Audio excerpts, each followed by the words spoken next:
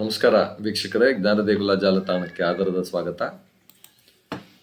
ಇಂದು ತಾರೀಖು 12/7/2026 ಭಾನುವಾರ. ಇಂದಿನ ಪಂಚಾಂಗದ ವಿವರಗಳನ್ನು ನೋಡುವ ಸಮಯ.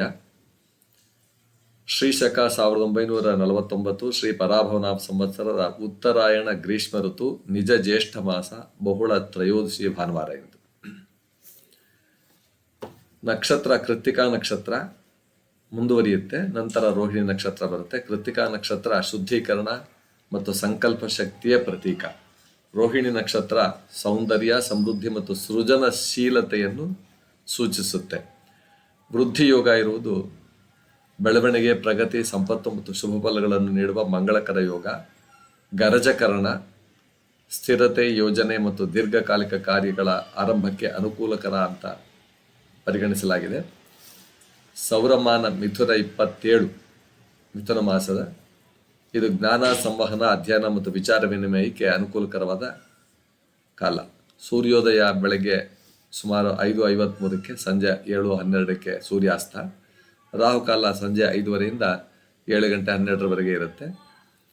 ಈ ಸಮಯದಲ್ಲಿ ಹೊಸ ಕಾರ್ಯಾರಂಭಗಳನ್ನು ಸಾಧ್ಯವಾದಷ್ಟು ತಪ್ಪಿಸುವುದು ಒಳಿತು.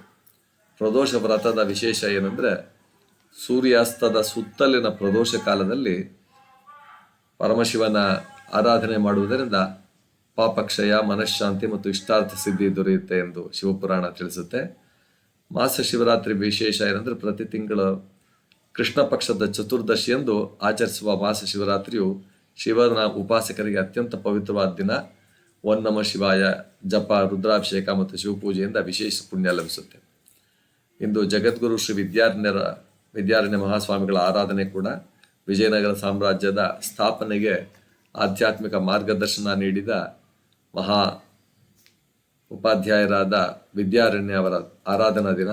ವೇದ, ಶಾಸ್ತ್ರ, ಧರ್ಮ ಮತ್ತು ರಾಷ್ಟ್ರ ಚೇತನೆಯನ್ನು ಪುನರುಜ್ಜೀವಗೊಳಿಸಿದ ಮಹಾನ್ ಋಷಿಗಳಲ್ಲಿ ಅವರು ಒಬ್ಬರಾಗಿದ್ದಾರೆ. ಇಂದಿನ ಸುಭಾಷಿತ: ಶಿವಾಯ ವಿಷ್ಣು ರೂಪಾಯ ಶಿವರೂಪಾಯ ವಿಷ್ಣುವೇ, ಶಿವಸ್ಯ ಹೃದಯಂ ವಿಷ್ಣು, ವಿಷ್ಣೋಶ್ಚ ಹೃದಯಂ ಶಿವಃ.